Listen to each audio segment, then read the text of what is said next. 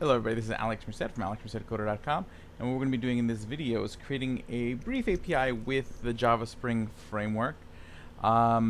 This will not be an API with a database. I'll cross the database journey later on, but figured, I think we've done enough in the last couple of videos that we could create like an array and manipulate the array and that kind of thing.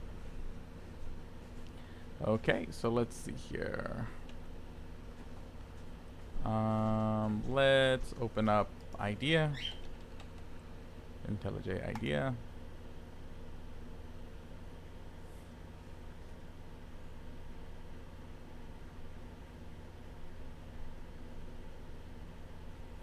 Okay, and this is the previous project, so I'm going to close this, start a new project. Okay. New project. And again, we're going to use a Spring initializer. This is in the IntelliJ IDEA IDE from JetBrains. So I'm starting with that. This takes me here. I'm just going to say group example. I'll keep that demo. I'll just call this demo API. Okay, that's all fine with me. All I really want is the Spring web package. I'm not going to do any databases. I don't need any of that. Anything else I want? I think we're good for the time being, so I'll just keep that. And demo API, teaching JavaScript. Yep, that's all fine with me. And we'll open it up in this window. So let that open up. And what I am going to do, again, just to kind of walk you through the file structure, because it always never hurts. Again, this is done with Maven, but again, this is all kind of set up for you using IntelliJ and the Spring initializer. So all your dependencies are here. So if you've never read one of these files before, essentially, this is the description of your project. Let me just read this real carefully. Yep, this is your project, parent. So you're using this project as your parent. This is your particular project information, so group ID, artifact, the version of your project, the name of your project, so demo API. Okay, this is just description of my core project, and this is just some other properties it uses, so it knows what Java version. Then here are the actual libraries that are brought in, so through this dependencies tag. Within it there is individual dependencies. Okay, I'm only just basically bringing in the Spring framework. And yeah, that's pretty much it. Spring framework .boot. Yeah, that's pretty much it. Cool. So first, let's just get hello world done. So I'm gonna go to resources, main, Java, and I want to create a new package here, which I'm gonna call controllers. Okay, and in that controllers folder, I'm going to create a new Java class, and we're going to call that, we'll just call it controller. Okay, we'll keep this pretty simple. Okay, and I'm pretty sure this is on here. I need to do at rest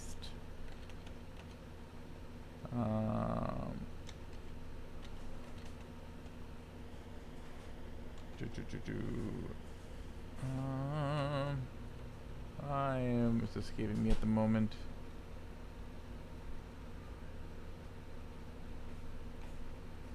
What adaptation am I looking for?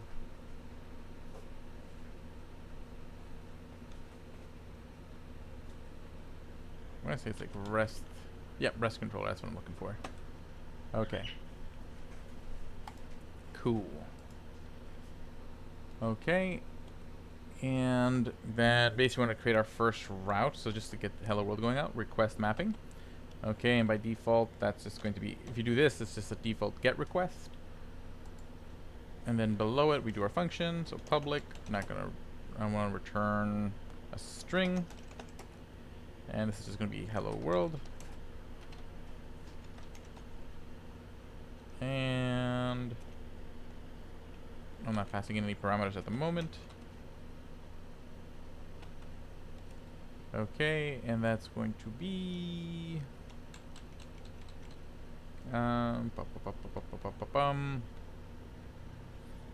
just gonna return hello world and semicolon.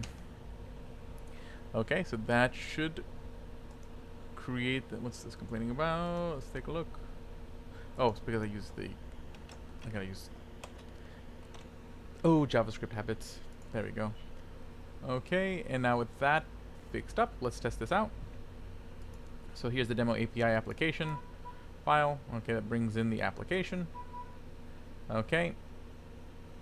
String, and again, all this really does is run this application function that runs the application. And I'm just gonna run that. So run demo application. That's gonna bring up the thing. Okay, and let's just test this out, and it's on port 8080. So back over here, localhost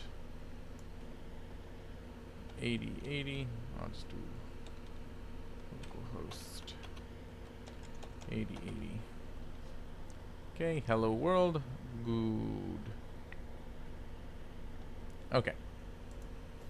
So now let's create a piece of data. Okay, public. And this is going to be an array of integers. So public array, and we'll say it's an array of 8 integers. And it's going to be called my data. Okay.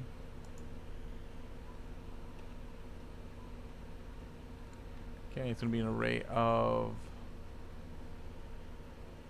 my data. Okay. And cool. So that's fine there.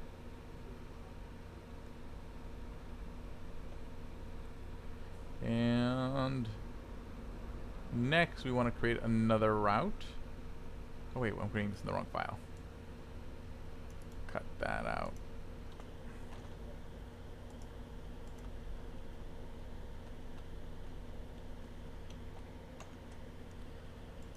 Okay.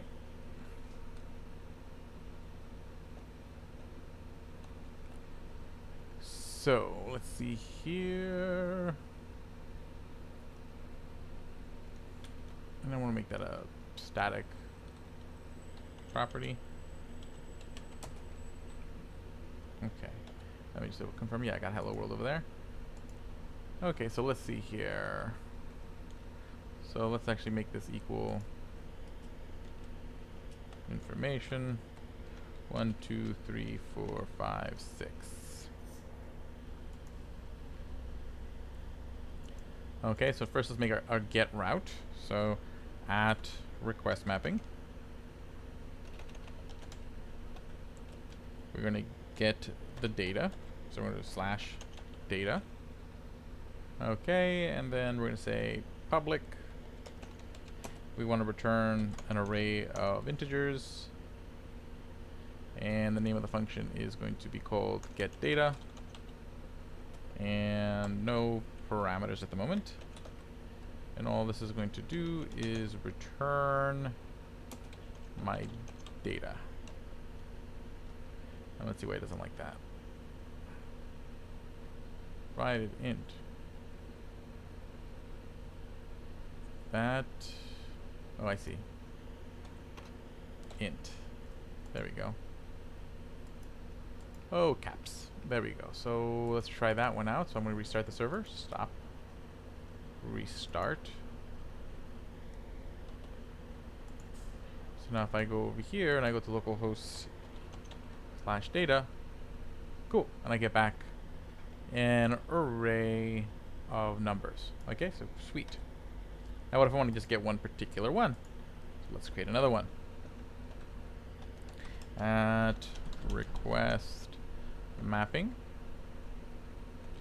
Okay. /data/ okay, and then here we're going to just say index.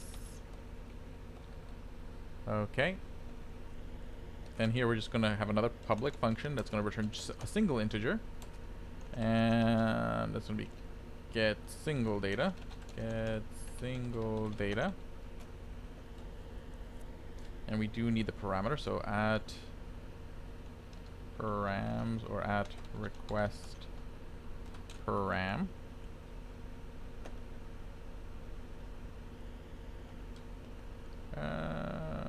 Let's see here.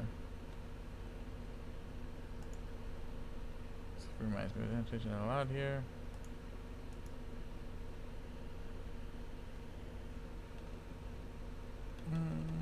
No, it's escaping me. Let me open up that previous project in a new window. So I think it was here.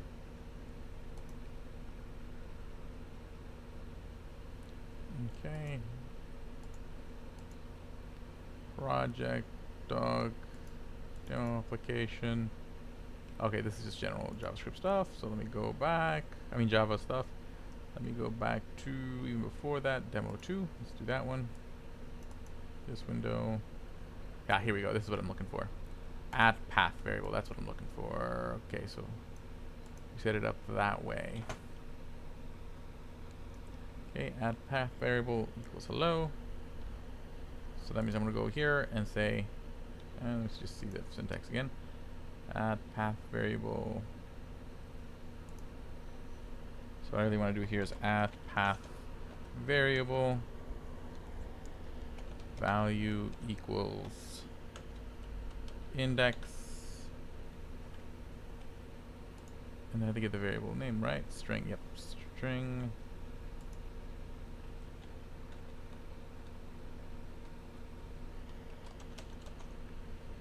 String index. Okay. Cool. Okay. So that we have that index variable available to us that we're going to be getting from the URL. So then it should just return my data index. Although we're probably going to have to cast that as an integer. Yep, figured that. So give me, there we go. There we go. Wrapped using integer.parseInt. It's good. That way I don't have to go look that up. Okay, so that basically takes that param, turns it into a number, and that should give us what we're looking for. Yeah, so I can just type in data / the index I want. So if I type in, let me restart the server.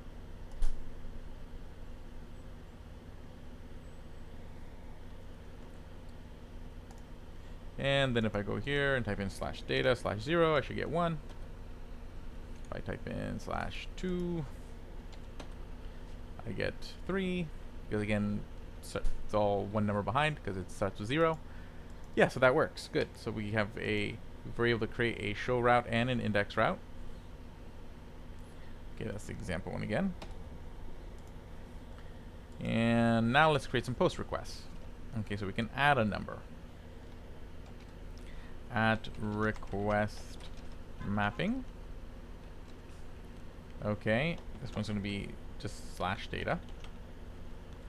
Okay, and it's going to be, if I'm right, the way I'm going to do this is going to be value equals data, because we have to use keyword arguments for this. And then I think it's method equals request method dot post. So that basically just says, hey, this has to be a post method. So post the data.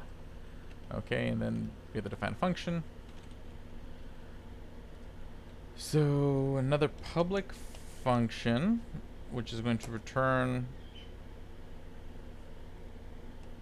What should it return? We'll return the updated my data. So we're going to say new, and we'll call this add data. Okay.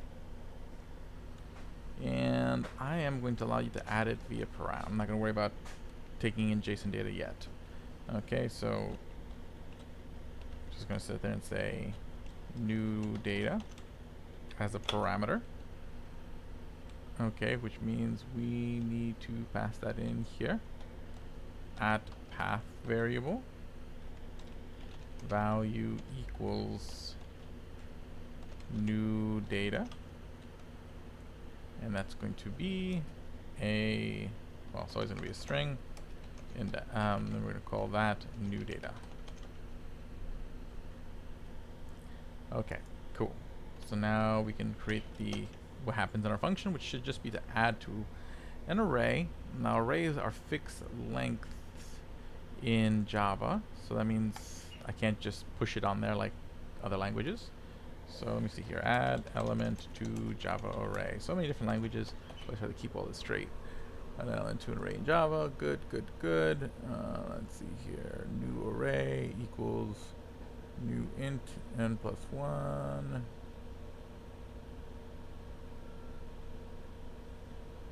Create a new array of n of size n plus 1, where n is the size of the original array. Add the n element of the original array in this array. Add the new element. Let me think here. Create a new array. Add the n elements of the original array. Okay. Create an array list with the original using. Simply add the required element in the list using add method. Convert the list into an array using toArray. Okay, that sounds like a winner. Okay, so let's see here.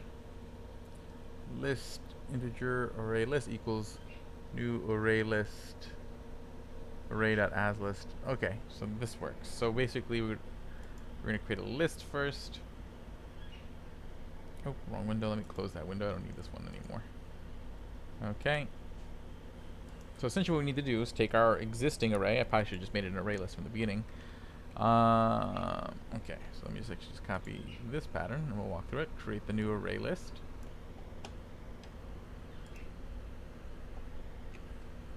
Okay, so list, now why is that not like that? List.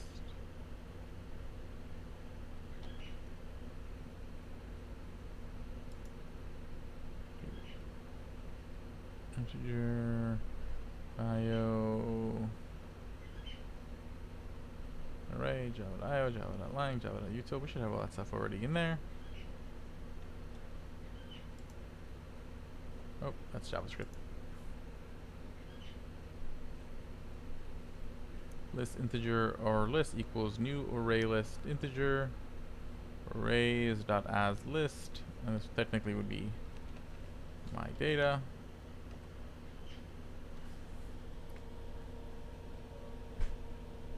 Alt enter, import class. Let's see here.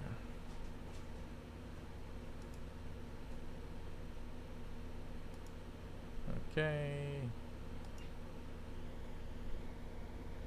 Alt enter.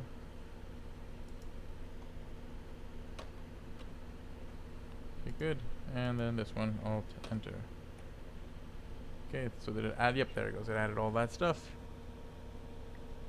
And let's see what it doesn't like now. Now resolve constructor array list.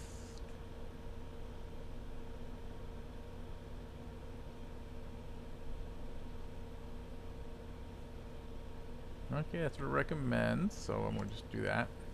Does that fix the problem? No. Okay, let me just copy the original code again. I messed that up. See, it's like the simple things that would be like super easy to do in JavaScript, sometimes a little tricky in Java. Okay, so let's just do this. I just want this to be array list, integer, yep, my data.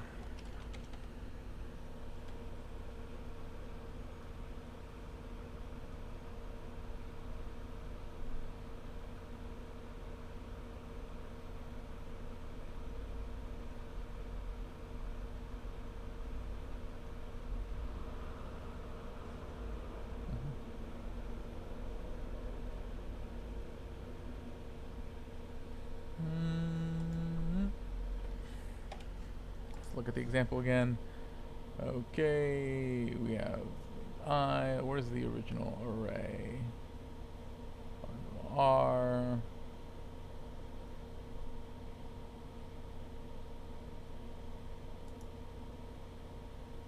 Or what I can do is just this. I can just take this function all together, copy, add it to the class.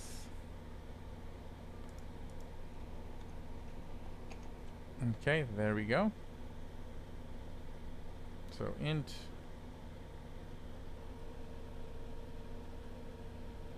how's n being used here?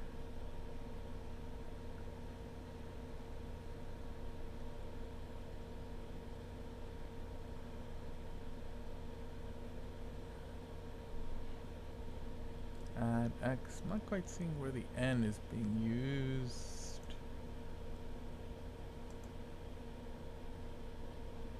Okay, but I'm going to delete this for a moment.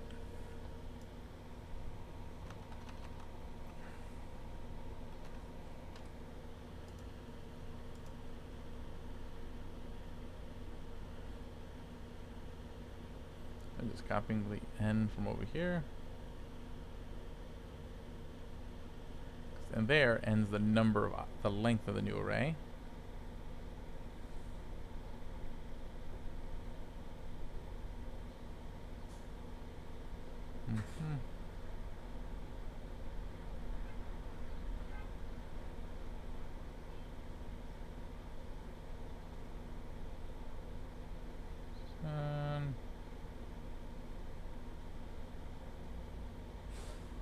But yeah, I don't see the use of int n, so I think I'm going to take that parameter out. I don't think I need that. Okay, just kind of keeping an eye, making sure that the code doesn't have extra parameters to make it easier to use the function. So in that case, okay, I have that function now, public static integer add x. So we're just going to do that. Okay. So now in this route, we're going to add x. Okay, and then add x. We need to add an array, which will be my data, and we're gonna add the number. We're gonna add whatever new data is. So new data. Okay, which gonna has to be parsed as an integer.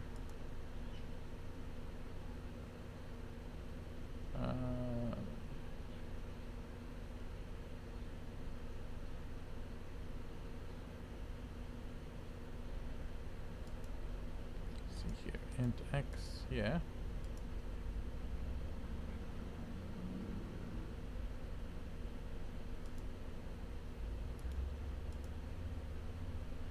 We'll just copy this.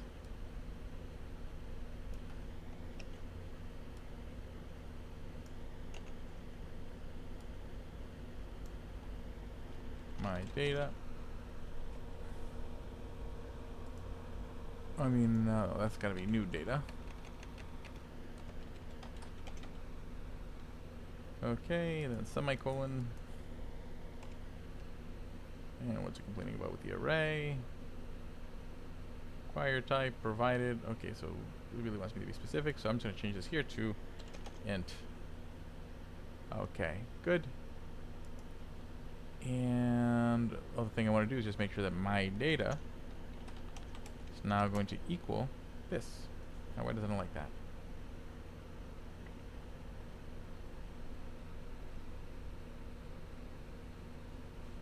Oh, because this returns a...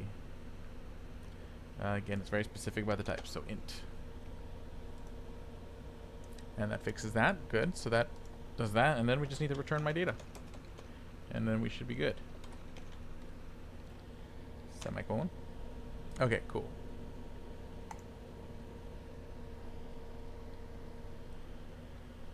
Okay. And if I go back over here and I type in data, well, we have to make this a post request, so I need postman. And then after that, we'll wrap this video up because I think you guys get the idea. Postman.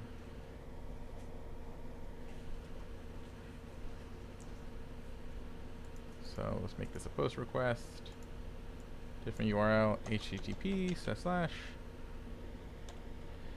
localhost 8080 slash data. Actually, let me just take a look what the URL was.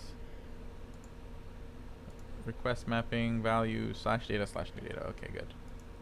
Oh, that's not Postman. Slash data slash. We'll say we wanted to add the number 9. Okay, so I hit send. Or connecting, cannot send request. Oh, wait, am I running the server? Oh, yeah, I need to rerun the server. There we go. Oh, there's an error. What does it not like? No suitable constructor found for array list.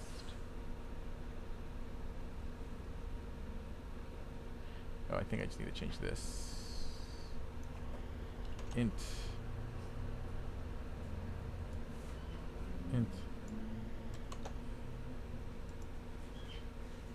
Okay. That do it.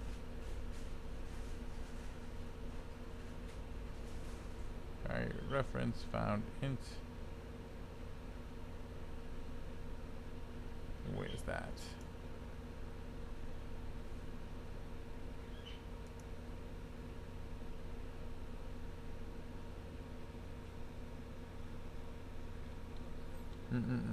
So it wants a reference integer. Blah. Okay, so let me just keep this simple. My data equals, let's see if there's an equivalent to the spread operator in Java.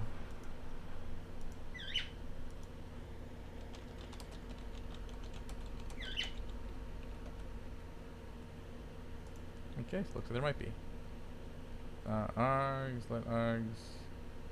Nope, that's, as you can see, now I want to say foo class, class foo. I think Java language does not provide an operator to do this, but its class library has a facility to do what you need. Use a reflection API, this is what it's for.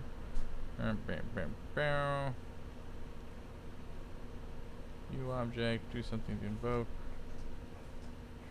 Okay, in Java there is a concept of variable arguments which you can pass to different functions.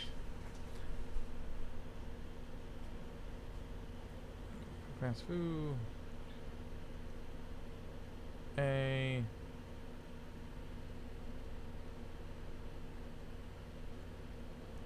That is the signature of a method which is using.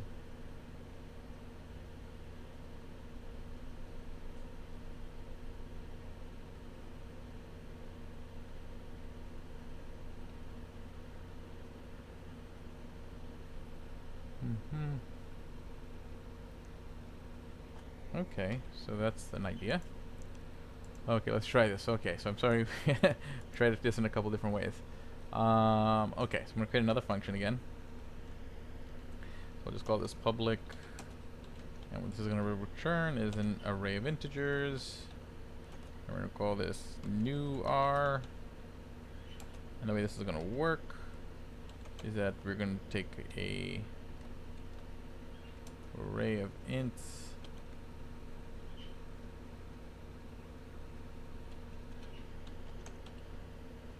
Okay, let's just first make sure that this works. Let me just read that previous thing again. Args.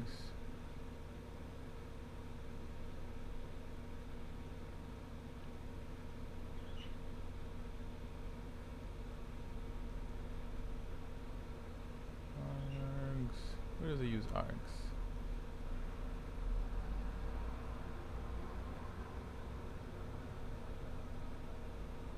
There we go, elements. Okay, let's use it that way.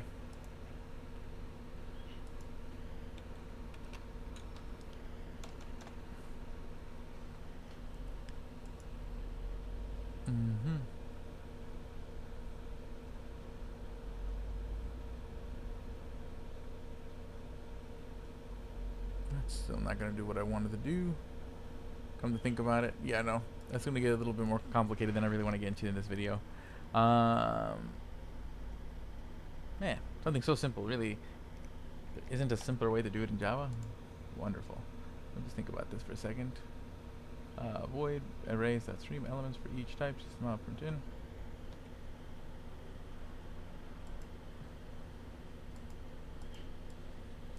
Okay, well, just to be cheap about it.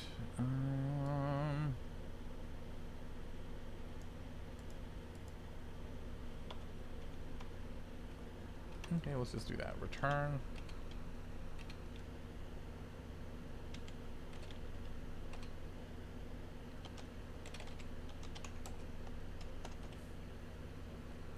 Return args. Semicolon. So technically that's going to return the arguments, but I still have to get the arguments out of the array in the first place. So that's not super useful, but let's see here.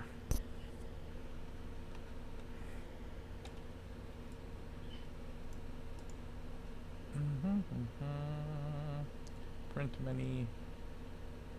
Let's see here. So we have a print many of strings, print many 2, 3, print many new string.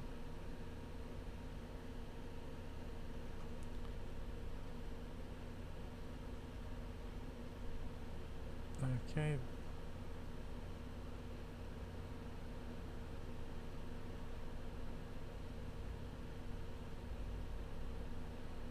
Phrase as a list.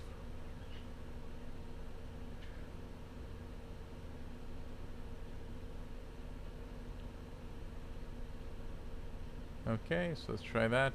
1, 2, 3.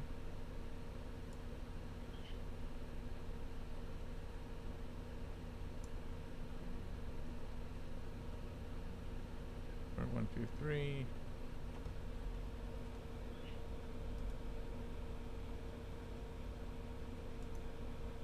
Stream dot of.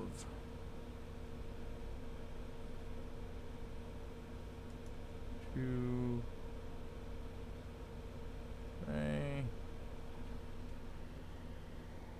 Meh. I'll just keep it simple. I'm just going to say is going to equal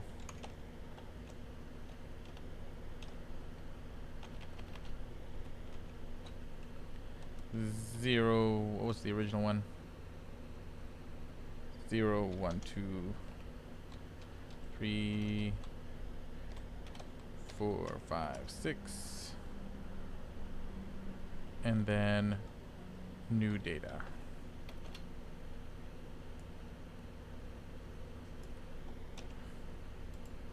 Okay, I mean, bottom line is this: well, like, however you get the array, you get the array, but basically just return the data. My data, and this is gonna be new data. Okay, and then we put a semicolon over here, and we should be good. And what is it not like? Now, unexpected token. And this here was, yeah, there's a square bracket here for some reason. There we go. What doesn't it like now? Rate initializer is not allowed here.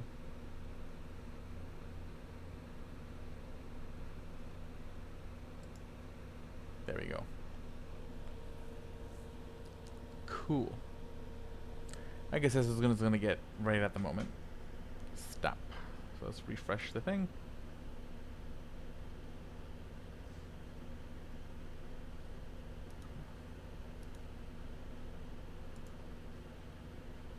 Okay, it's running. Good.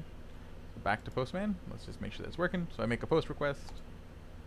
Okay, and it works. So I mean, the main point was that how you set up the post request. So again, the way you set up alternate methods is again in the request mapping. Now you have to do this value equals, because you're using keyword arguments, which you may be familiar with if you've done Python.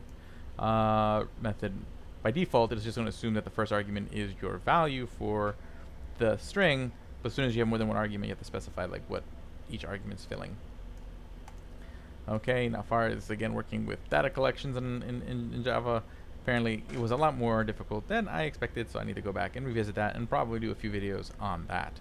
But I guess, the main thing, you now know how to initialize a Spring project, create some basic routes, return them as JSON data, and that's basically the crux of building an API. Then the next step would just be creating the interface with the database and just adding and returning data as needed. So it gets a lot easier from there on out. I'll see you guys later on. Have a great day and enjoy.